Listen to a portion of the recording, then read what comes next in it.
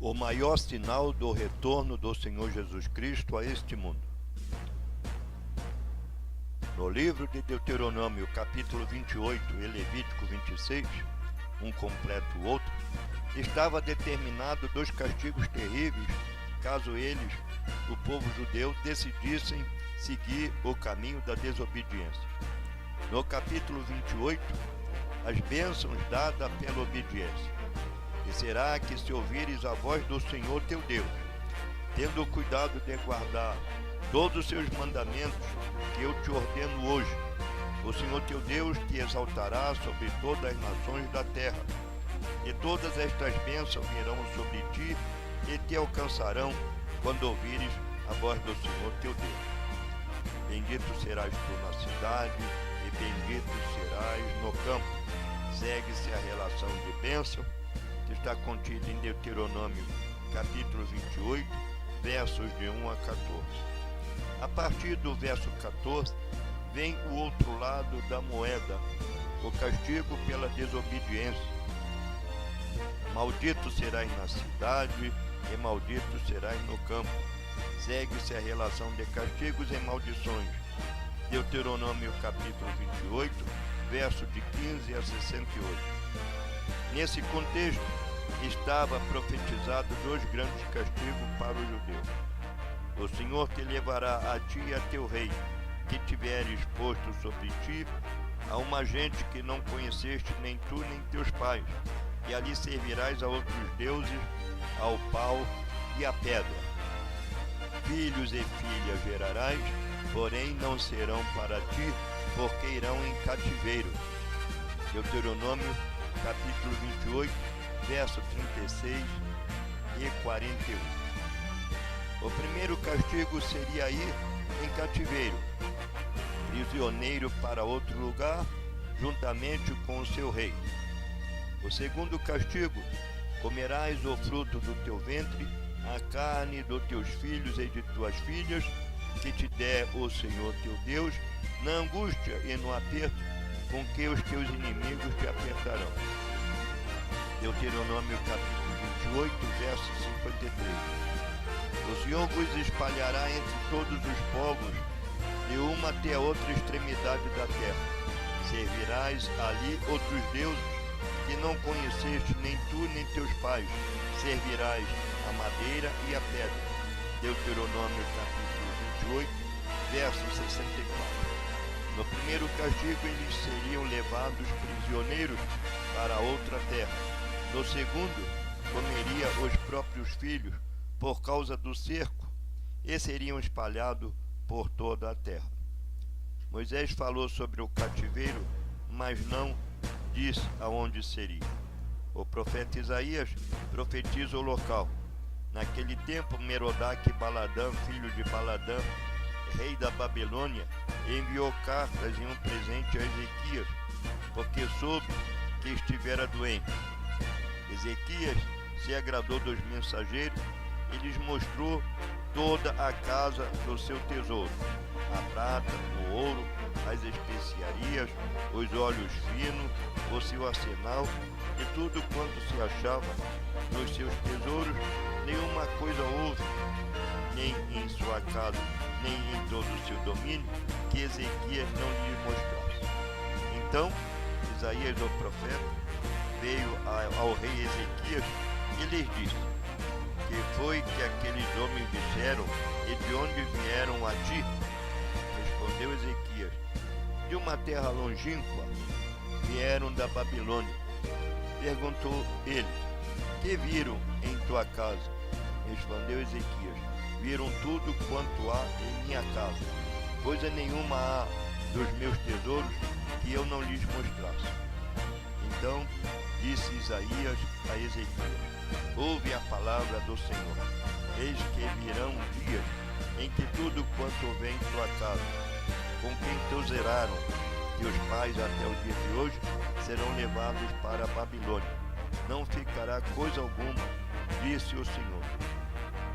2 Reis, capítulo 20, versos 12 a 17.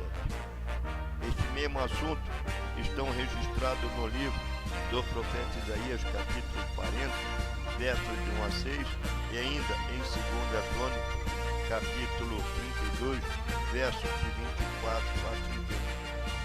Isaías, pois, profetiza o local do cativeiro. Será na Babilônia. O profeta Jeremias profetiza a duração do cativeiro. E toda esta terra virá a ser um deserto e um espanto. E estas nações servirão ao rei da Babilônia 70 anos. Jeremias 25, verso 11. Moisés profetizou o cativeiro, Isaías profetizou o lugar e Jeremias a duração. 70 anos é o tempo de duração de uma geração bíblica, como está no Salmo 90. Os anos se passaram, e em cada geração Deus trazia em memória suas palavras. No entanto, numa geração, o pai andava na presença de Deus, e nas seguintes, os filhos se afastavam cada vez mais. Jeremias exaustivamente tenta convencer o rei e o povo. Apesar de ter sido profetizado por Moisés em Deuteronômio 28, eles podiam mudar a história. Nínive recebeu uma sentença de destruição, mas o rei decretou um jejum de humilhação perante o Senhor e Nínive não foi destruída. No livro de 1 Reis, capítulo 21, verso 17, Deus manda o profeta Elias com uma mensagem contra Acabe. E nada aconteceu com o rei Acabe. E Elias reclamou com o Senhor. Acabe tomou uma atitude de humilhação diante de Deus. Sucedeu, pois, que Acabe, ouvindo estas palavras, rasgou suas vestes, e cobria sua carne de pano de saco e jejuou, e dormia em cima de saco e andava mansamente. Então veio a palavra do Senhor a Elias em Teibe, dizendo: Não viste que Acabe se humilha perante mim? Porquanto, pois, se humilhou perante mim, não trarei este mal nos seus dias, mas nos dias de seu filho trarei este mal sobre a sua casa. 1 Reis, capítulo 21, versos 27 a 29. Deus, na sua infinita misericórdia, usou de misericórdia com Nínive e com o rei Acabe. A atitude do ser humano em se humilhar perante o Senhor atrai a graça divina e desvia o furor. O Senhor aconselhou: E agora eu entreguei todas estas terras nas mãos de Nabucodonosor, rei da Babilônia, meu servo, e até os animais do campo lhe dei para que o sirvam. E todas as nações servirão a ele e ao filho de seu filho, até que também venha o tempo de sua própria terra, quando muitas nações e grandes reis se servirão dele. E acontecerá que se alguma nação e reino não servirem o mesmo Nabucodonosor, rei da Babilônia, e não puserem o pescoço debaixo do jugo do rei da Babilônia, visitarei com espada e com fome e com peste essa nação, diz o Senhor, até que a consuma pelas suas mãos. E não deis ouvido aos vossos profetas, e aos vossos adivinhos, e aos vossos sonhos, e aos vossos algoreiros, e aos vossos encantadores, que vos falam dizendo: Não servireis ao rei da Babilônia, porque mentira vos profetizam, para vos mandarem para longe da vossa terra, e para que eu vos lance dela e vos pereçais. Mas a nação que meteu o pescoço sobre o jugo do rei da Babilônia e o servir, eu o deixarei na sua terra, diz o Senhor, e lavrá-la-á e habitará nela. E falei com Zedequias, rei de Judá, conforme todas estas palavras, dizendo: Colocai o pescoço no jugo do rei da Babilônia, e o serviu a ele e a seu povo, e vivereis. Porque morrerias tu e o teu povo, a espada e a fome e a peste, como disse o Senhor, da gente que não servia ao rei da Babilônia. E não deis ouvido às palavras dos profetas que vos falam, dizendo: Não servireis ao rei da Babilônia, pois vos profetizam mentiras. Jeremias capítulo 27, versos de 6 a 14. O rei ouviu o recado do Senhor através de Jeremias. Ele seguiu o conselho de Jeremias ou de seus profetas. O rei preferiu ouvir o conselho de seus profetas. Por quê? O que é comum aos homens? Se humilhar ou se exaltar? O que é comum aos homens é se exaltar. Desprezou os conselhos do Senhor. Preferiu ouvir mentiras agradáveis aos seus ouvidos. Tiveram a oportunidade de mudar o rumo da história. Pelo orgulho e ambição não quiseram. Era Zedequias da idade de 21 anos quando começou a reinar e reinou 11 anos em Jerusalém. E o nome de sua mãe era Ramudai, filha de Jeremias de Libna. E fez o que era mal aos olhos do Senhor, conforme tudo o que fizera Jeoiaquim. Por esta nação, por esta razão, sucedeu que por causa da ira do Senhor contra Jerusalém e Judá, ele os lançou fora de sua presença. E Zedequias se rebelou contra o rei da Babilônia. Jeremias 52, versos de 1 a 3. Nabucodonosor mandou sitiar Jerusalém. E Ribla degola os filhos de Zedequias, mata todos os príncipes e arranca os olhos de Zedequias e os levou para a Babilônia até o dia de sua morte. E o povo segue então para o cativeiro, conforme a profecia de Moisés em Deuteronômio 28.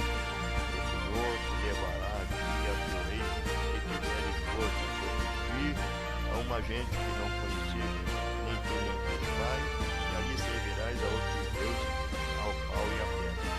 Deuteronômio 28, verso 35. Foram levados em cativeiro. Promessa do livramento, a vinda de Ciro. Quem diz de Ciro?